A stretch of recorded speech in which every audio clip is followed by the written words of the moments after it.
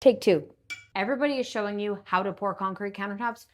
Nobody is telling you what happens afterwards. I'm not talking about sealing them and grinding them down to make them look pretty. I'm talking afterwards. It's been 84 years. I have lived with mine now, and I have dealt with watermarks. I've spilled coffee, completely messed up my floor, and I even realized I might have made a catastrophic event for future me to deal with, but I didn't know that I did it until one of you asked the questions in the comments. I'm gonna get rid of this and talk to you about 5 different things that I wish I knew before I poured my concrete countertops. If you're new here, I built these concrete countertops completely from scratch with 0 experience. I built the forms, poured them, and polished them. And the entire process is already here on my channel in full step-by-step videos. But today I want to talk to you about everything that happened after the build, after they were sealed, and things that you should really think about before you go ahead and start your project. This is what no one tells you. The first thing that I'm going to talk to you about is something you probably didn't even think about. Water. And you're going to say, but Danica, you've already sealed your concrete countertops.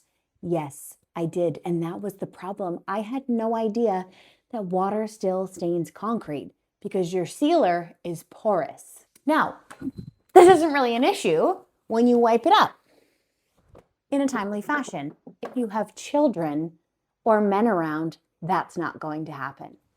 No. Leaving this for an extended period of time is going to cause a water spot. Condensation on a can, water spot. A drip, water spot. This is not sponsored by Bubbly, although it should be because I live for Bubbly. Seems a little bit ridiculous. I wanted to get the first easy one out of the way. I just simply didn't know that your sealer will still absorb water. It will dry eventually, but the first time I put one of these on the counter, it was really cold from the store. It's really warm in here because it's summertime, and I thought that I ruined my countertops by simply putting a water jug on the counter. The same goes for cans or anything that's going to create condensation. Water will dissipate. Other stains, not so much. Watch this. On the subject of water, this one's actually kind of funny because pouring concrete countertops I knew was going to be a very messy job. The dust, the grinding, the mixing, sure. What I didn't expect was the water would be my largest problem. Every stage of polishing, there's water. And now before you say, oh, you could do it without water and you could just dry grind the countertops, I tried that because I thought to myself, there's no way that it has to be this messy. It does. If you want to have a really, really smooth, clean finish, you have to add the water. And it is looking so good. I'm not quite sure. I'm gonna go all the way to 6,000. Someone said that in my inbox, actually. They were like, you won't need that. So, what do you know? Kinu a lot. This 400 feels super smooth. And now my hardwood floors were already finished. I laced them in, I sanded them down, I restained them because professionally you should always do your floors first and then add everything else on top of it. Well, I didn't plan that out when I was doing my concrete countertops.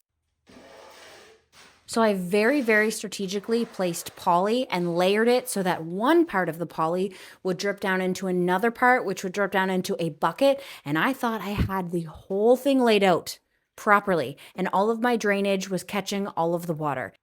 This is unhinged. I have no gloves on.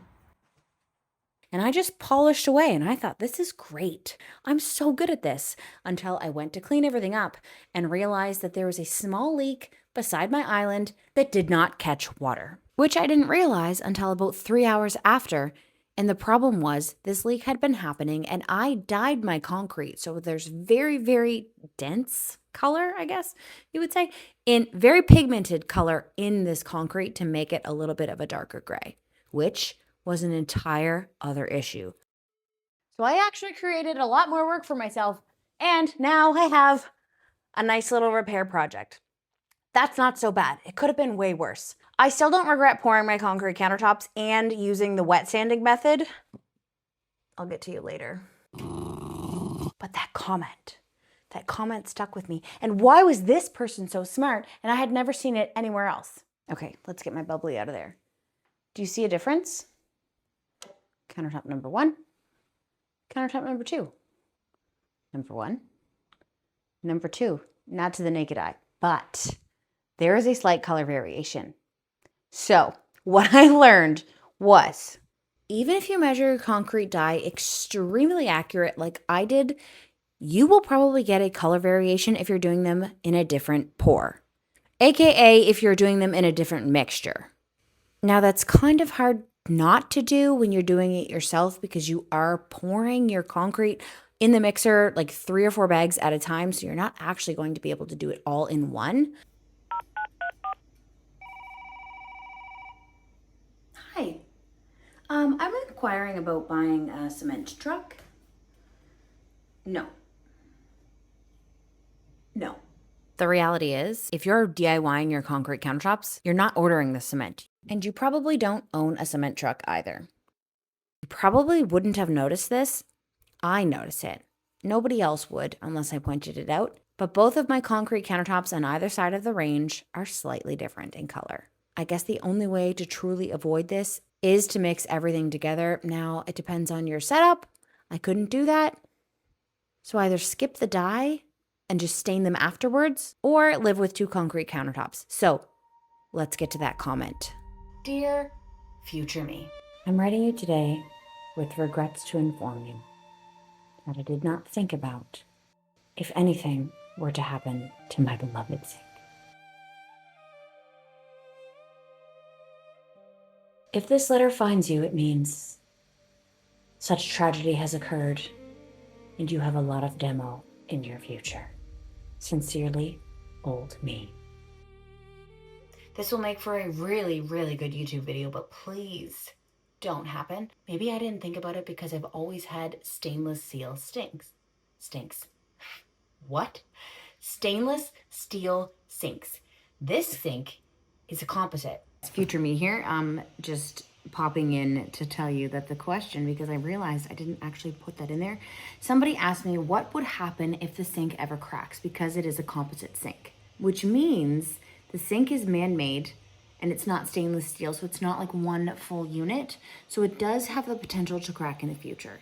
And because I put plywood on the bottom and then sandwiched it with the concrete on the top, the sink is like wedged in between both. So if this was to ever happen, I have a lot of demo in my future. Now, if you have watched my YouTube video of how to pour this sink to make it look so beautiful and have it be so sturdy, you'll see the method that I used to do it. But if this ever cracks in the future, it is going to be so hard to replace. Me again, you can't really go up and underneath the sink. I mean, you could technically. So there's 2 ways that this could happen if the sink ever cracks. One, you're demoing the entire countertop, or you're getting up and underneath. You're using your multi-tool and you're very, very carefully taking out the section around the sink. Then you can replace it from up underneath. You know?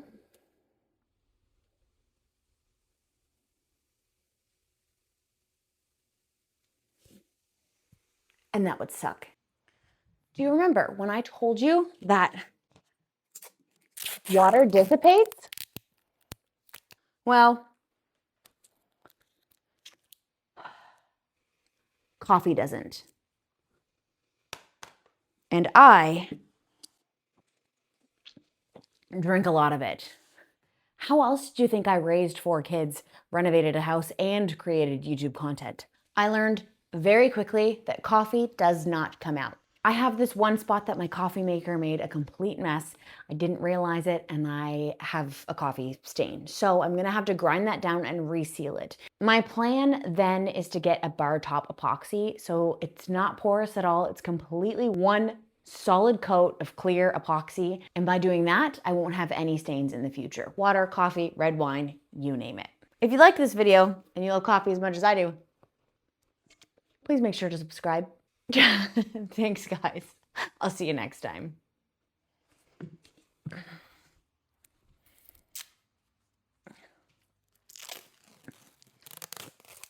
I'm way too hairy for this.